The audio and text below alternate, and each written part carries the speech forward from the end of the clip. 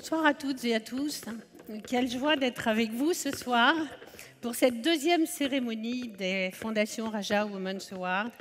Dans un contexte marqué par le retour des conservatismes et des obscurantismes, de nouvelles barrières se dressent. C'est pourquoi la cause des filles et des femmes nécessite plus que jamais notre engagement. Les femmes forment la moitié de la population de la planète. Il ne peut y avoir de paix ou de progrès tant que leurs droits fondamentaux ne seront pas reconnus et respectés. C'est la raison pour laquelle j'ai créé la Fondation Raja Daniel Marcovici en 2006, pour dénoncer et lutter contre toutes les formes de violence faites aux femmes, pour promouvoir l'égalité des droits, pour améliorer les conditions de vie des filles et des femmes. C'est également l'objectif que nous poursuivons à travers les prix Fondation Raja Women's Award. Au-delà de celles qui seront distinguées ce soir, nous souhaitons, à travers ces prix, témoigner du travail formidable réalisé en France et partout sur le terrain, par toutes les associations qui agissent sans relâche pour accompagner les femmes vers l'émancipation, l'autonomie et la liberté. Ensemble, nous avons encore beaucoup de projets en perspective et de nombreux défis à relever. Merci à toutes et à tous. Sur la sélection des projets, comment ça s'est passé ? Il y a tellement de dossiers, il y en a de plus en plus, Ouais. Ça devient très compliqué et même pour cette occasion, on a eu aussi beaucoup de difficultés à nous départager. Cette année encore, on avait vraiment réuni un très beau jury de personnalités qualifiées, d'experts, qui partageaient nos valeurs et puis qui ont vraiment pris leur rôle à cœur. Voilà, un grand merci à eux et puis je pense qu'on peut les applaudir. Pour moi, c'était une expérience unique. D'avoir à choisir entre tous ces dossiers, c'était très difficile parce qu'évidemment, ce sont des associations qui font un travail formidable dans des domaines extrêmement variés. Chaque association avait ses qualités, c'était difficile. Pour mon immense plaisir, le lauréat est l'association Femmes SDF de Grenoble, le local des femmes.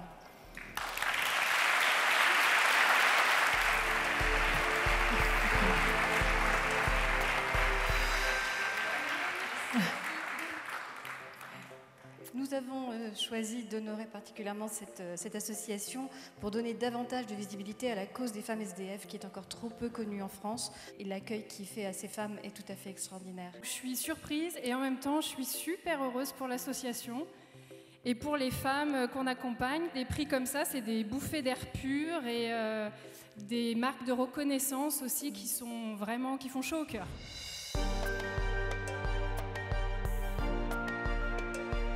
Le lauréat est Azitana Intered pour son projet d'appui à l'insertion économique des femmes défavorisées à Manille. Azitana Intered.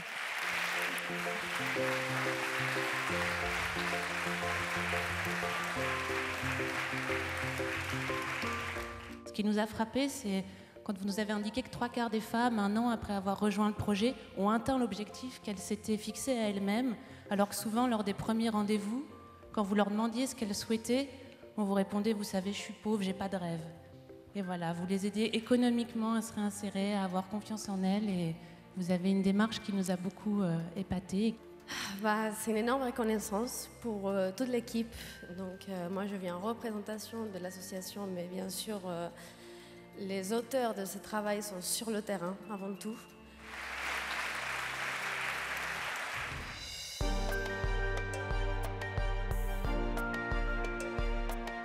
Le lauréat du prix formation et insertion professionnelle est le SIAD.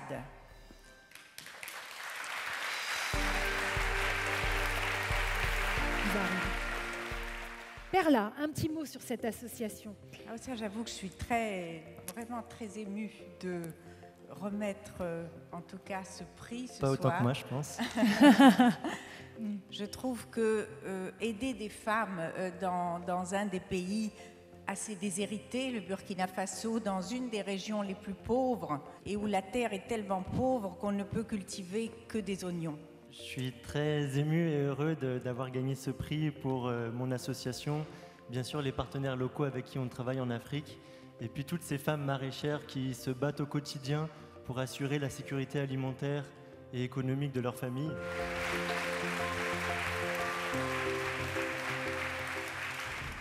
Cette année, exceptionnellement, notre cœur a battu double. Et il y aura 2 coups de cœur cette année. Voilà. Le coup de cœur international, c'est Action de solidarité internationale. La voilà. Bravo. C'est un projet qui est particulièrement innovant et osé dans cette région. La prostitution de survie représente 1 euro de recettes par jour pour ces filles qui n'ont que cette solution pour se nourrir et se loger quand elles arrivent à se loger. C'est des filles dont personne ne parle. On vous remercie de nous donner l'occasion de témoigner. Cette dotation financière, elle va être très vite utilisée puisqu'on va pouvoir mener dès le début 2015 un projet qui nous tient particulièrement à cœur. C'est l'ouverture de 2 maisons d'hébergement, une à Pointe-Noire et une à Brazzaville, pour accueillir les filles et leurs enfants. Bravo. Voilà. Merci. Bravo. Super. Bravo.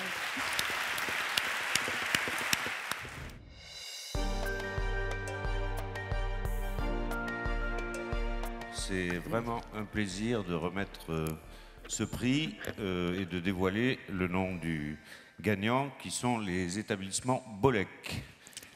Les établissements Bolek.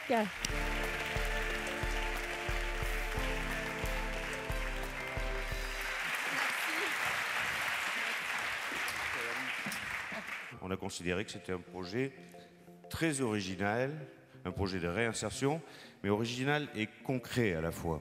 La cause des personnes qui vivent en captivité, en prison, n'est pas très populaire.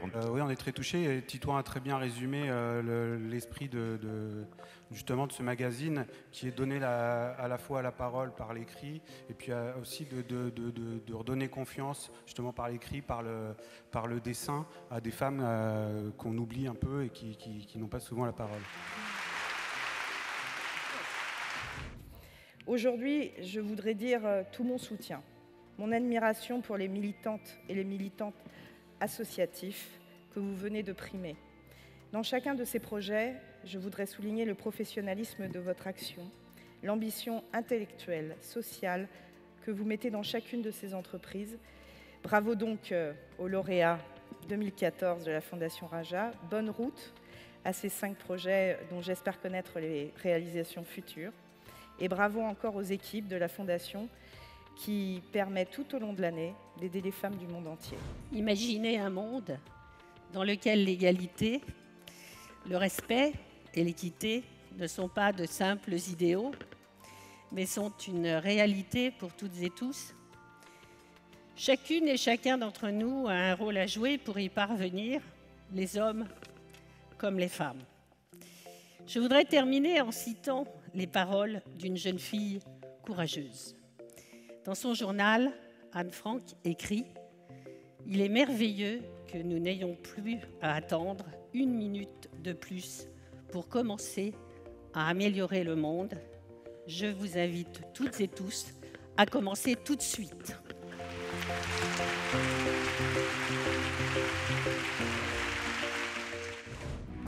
Les hommes naissent libres égaux en droit, mais ça dépend du lieu. Soit t'es ok, soit t'es KO, soit tu meurs bien, soit tu le vis mieux. C'est bien. Et un génocide au soleil, la faute à qui on savait pas. Vu que si les murs n'ont pas d'oreilles, l'Occident n'a qu'une caméra. C'est rien. C'est comme ça et pas autrement. Merci papa, merci maman. Si je suis venue au monde de fou, merci papa, merci pour tout. C'est bien. C'est rien. C'est bon, c'est non.